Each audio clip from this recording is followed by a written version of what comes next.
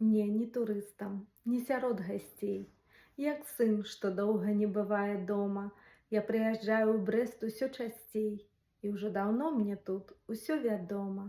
І засень паркаў людных і густых, і ўскраіны з запыленым агрэстам, і мухавец, і сум таполяў тых, што як штыкі, ускінуты над Брэстам.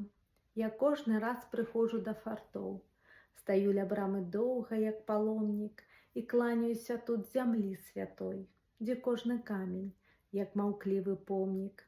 Дзе б не блукаў па свеце, абмінуць я не магу свяшчэнныя руіны, і сэрца кожны раз, хоць 5 мінут, абавязкова тут пабыць павінна.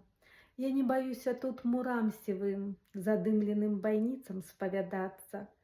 Не як з музеем Брэст, як з вартавым.